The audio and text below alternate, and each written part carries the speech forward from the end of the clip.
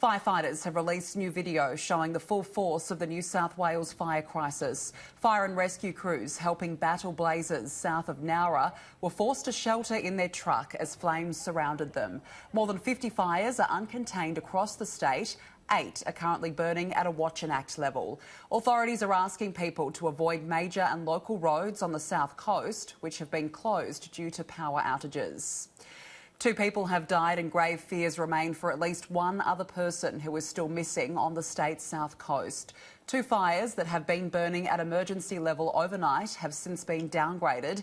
Let's go live now to our reporter Trudy McIntosh, who is in Bega. Trudy, what's the latest?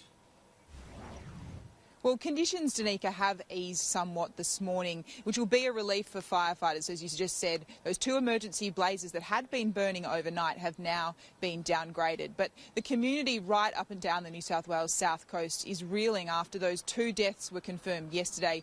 2 men who tried to stay and defend their property just outside of the very small town of Cobargo, which is north of where I am in Bega, died trying to save their property. Patrick Sulway and his father Robert stayed to try and defend that property. Their wife decided not to stay, to go back into town. She had that absolutely horrible task of returning to her home to find not only her husband but her son had died as a result of these fires. Angus Lane, who knows the family, spoke to Sky News last night, speaking about the absolute devastation that they feel having lost their 2 loved ones. When you hear of a tragedy like that, where I think Dad was out on a tractor and young Patrick was on a motorbike looking after their livestock, it's an absolute tragedy, and in fact it's quite horrific when you hear a story like that. For the Selway family, I can't imagine. Young Patrick was just so passionate about what he did. He was a great friend to everyone. He was always congratulating everyone for their success, and above all, he was a wonderful young fellow with a young wife and also a young family, and I believe there may have even been another one on the way. Dozens of properties would be the conservative estimate of how many homes have been lost, right up from near Nowra in the north all the way down to the Victorian border. These small coastal towns have been severely impacted by fire. Places like Bateman's Bay, which is very popular at this time of year, have been damaged by fire. The small town of Rosedale North, I've seen pictures out of there this morning, scenes of absolute devastation, completely the whole road in that town destroyed by fire. In terms of where to here, a lot of people spent New Year's Eve without power along this part of the coast. It was forced to be cut because simply the power lines had gone down. Endeavour Energy is working to get them up, but says it could take some time to do so. Up to a week has been the estimate. In terms of if you are in that area, the RFS is warning if you need to hear emergency warnings, you should be listening to the radio because these text alert services won't be working with the phone towers down, Danica.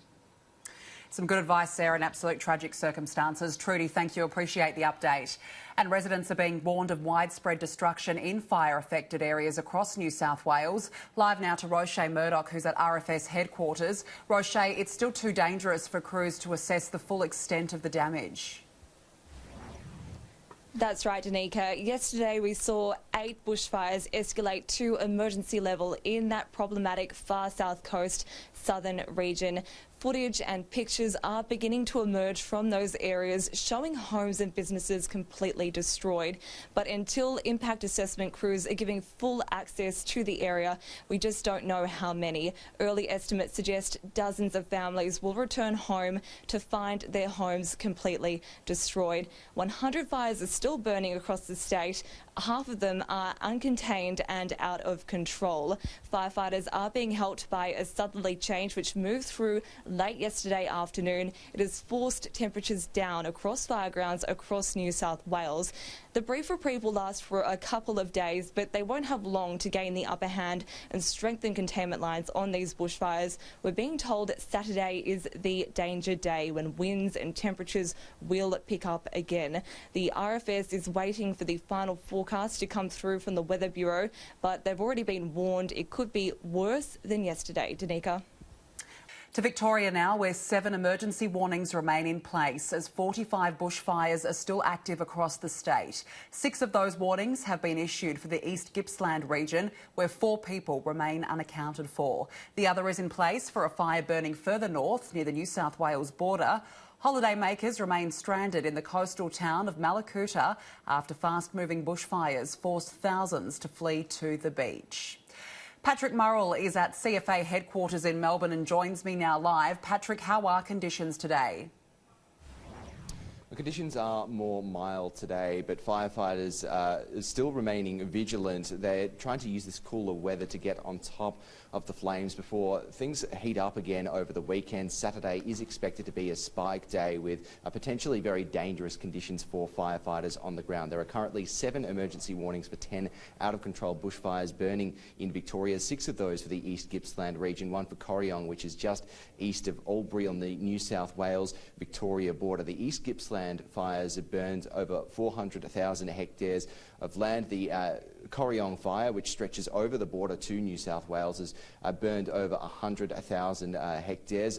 These fires are now so bad that the ADF has been called in. We understand that 2 naval ships will be coming at a later stage towards the fires. There'll also be a number of fixed-wing aircraft as well as helicopters. A strike team from the ADF will also be on the ground assisting with some of that initial damage assessment. We know that 43 properties have been confirmed as destroyed in the East Gippsland fires, that is 43 structures. However, the actual number is far higher. Damage assessment teams haven't been able to reach those areas yet.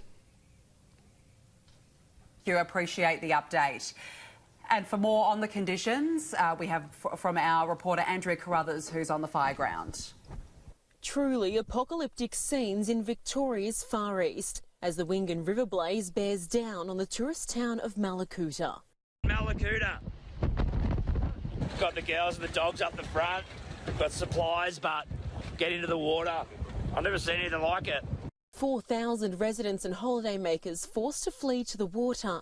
The sun was up, but it was pitch black as many made the move and then anxiously waited for the fire to hit. There's ash everywhere and the fire brigade's going off everywhere. Before an early afternoon wind change swept the blaze around the town.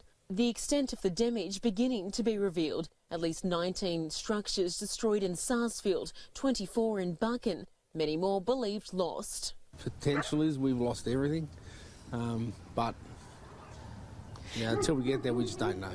The difficulty is we're on 77 acres and 40 of it's bush, and it hadn't been backburned in a decade, and nobody can actually see our house. No one can actually see our house from a road or anything, so yeah, that makes it a lot more difficult as well. Their local school at Clifton Creek couldn't be saved. Tim Bull's home escaped, his neighbours tragically didn't. My wife and I watched the neighbour's home burn down at one of our neighbours' homes burned down about midnight last night, which you couldn't do anything about. The 2 houses either side of it survived, just one of those things. But that's just one of many that we know of already that have lost their homes, and yeah, it's not great. People have lost everything, and as a community we will come together as we always do in East Gippsland. On Monday, 200,000 hectares had been scorched across Victoria since the fires started 6 weeks ago. That area has since doubled. As firefighters fatigue, reinforcements have been called in. Just as we have been ready, willing and have acquitted ourselves extremely well to support others in other parts of the world and indeed other parts of Australia. We of course, when we need it, we call upon those very productive relationships and partnerships, and we have done that. Australian military muscle will also be brought in. 3 helicopters and 1 aircraft to aid firefighting efforts and drop immediate supplies. 2 naval vessels will also help evacuate those stranded in coastal communities. Andrea Carruthers, Sky News in Bairnsdale.